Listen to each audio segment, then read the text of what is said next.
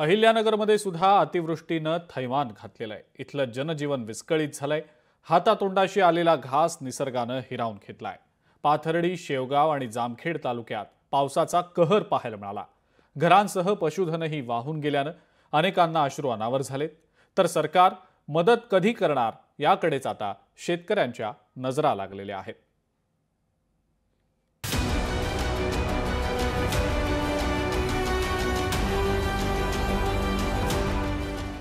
अहिल्यानगरमध्ये अतिवृष्टीचा कहर, उभी पिकं आडवी, स्वप्नांचा चिखल, बळीराजा हतबल, मदतीची अपेक्षा।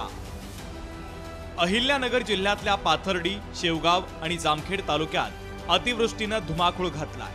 कधी नव्हे असा अतिरिक्त पाऊस झाल्यानं अनेकांचे संसार उघड्यावर पडले। घरामध्ये शिरलेल्या पाण्यानं नागरिकांचं जगणं अक्षरशः कठीण झालंय। शेत जमिनी पाण्याखाली गेल्यानं बळीराजा हवालदिल झालाय। या पावसानं केवळ शेतीच नव्हे तर जनावरांनाही उद्ध्वस्त केलं।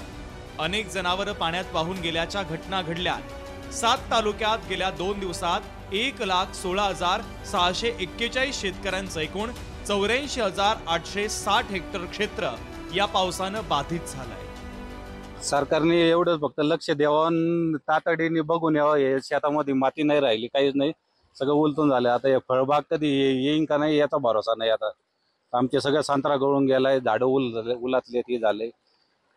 सरकारने फक्त येऊन बघावं। यांनी नगर तालुक्यातील निंबोडी गावातील बेरड कुटुंबाची संत्रा आणि डाळिंबाची तब्बल 4 एकर फळबाग ही पाण्यामध्ये आडवी झाली। 5 वर्ष लेकरासारखी जपून वाढवलेल्या बागा काही मिनिटांमध्येच पाण्यात आडव्या झाल्यानं शेतकऱ्यांच्या डोळ्यातले अश्रू आता दिसतायत। आयुष्यभराची कमाई, घाम, श्रम अशा सर्व काही एका पावसाच्या लाटेत वाहून गेल्यानं बेरड कुटुंब हवालदिल झालंय।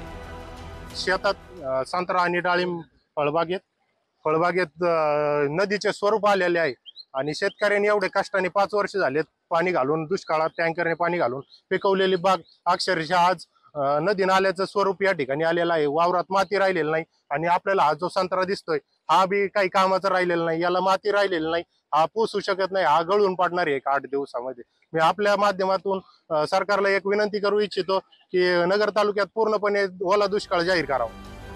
पाथर्डी, शेवगाव, जामखेड हा दुष्काळी भाग म्हणून ओळखला जातो।